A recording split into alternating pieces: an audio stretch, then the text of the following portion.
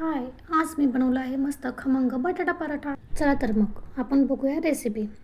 सगळ्यात आधी सगळे बटाटे धुवून घेतले. सगळे बटाटे चिरून कुकरला 4-5 शिट्ट्या करून बटाटे चांगले शिजवून घ्यायचे. आता आपले जे बटाटे इथे चांगले शिजून झाले आहेत. बटाट्याची सालं काढून घेऊयात. विराला पण बटाटा खायचा होता म्हणून ती डिश घेऊन मला म्हणते मला पण बटाटा दे. मग तिखट मीठ टाकून तिला बटाटा खायला दिला आणि तिला म्हटलं आता बटाटा चारता चारता आपण पटकन बटाटा स्मॅश करून घेऊयात.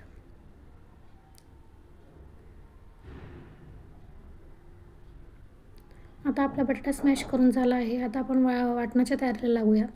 इथे मी घेतले आहे मिरच्या, लसूण, कोथिंबीर, कढीपत्ता आणि जिरं. मी कढीपत्ता प्रत्येक वाटणामध्ये वापरते, कारण का असा वरतून टाकला की आपल्या पोटात कढीपत्ता जात नाही. त्यामुळे मी प्रत्येक वाटणात कढीपत्ता टाकते, म्हणजे आपल्या पोटात पण जातो.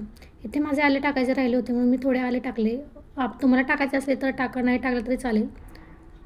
त्यानंतर आपली मिरची वाटून घेतली. मग त्यानंतर कढईत तेल टाकल्यानंतर जिरं मोहरी टाकली. जिरं मोहरी चांगली तडतडल्यानंतर आपली मिरची त्या तेलात परतून घेतली.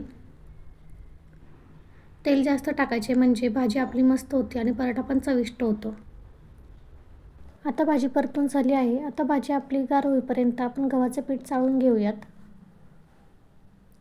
पीठ लागेल तसे भाजीमध्ये मिक्स करून घ्यायचे.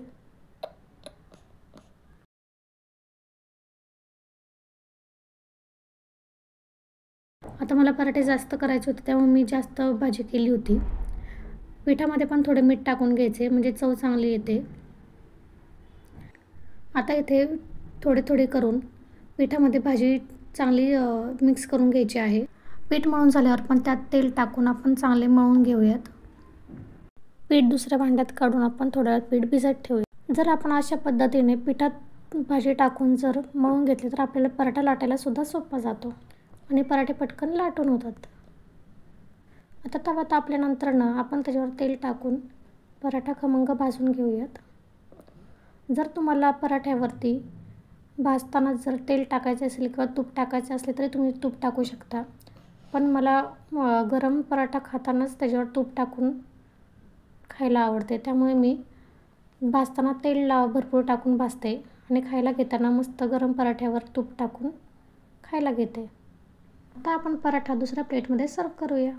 वाव, दिसायला तर मस्तच पराठा दिसतोय, पण आता आपण त्याची टेस्ट करूयात. वाव, चवीला पण मस्त झाला आहे. जर तुम्हाला रेसिपी आवडली असेल तर नक्की ट्राय करा आणि कमेंट करून नक्की सांगा. बाय.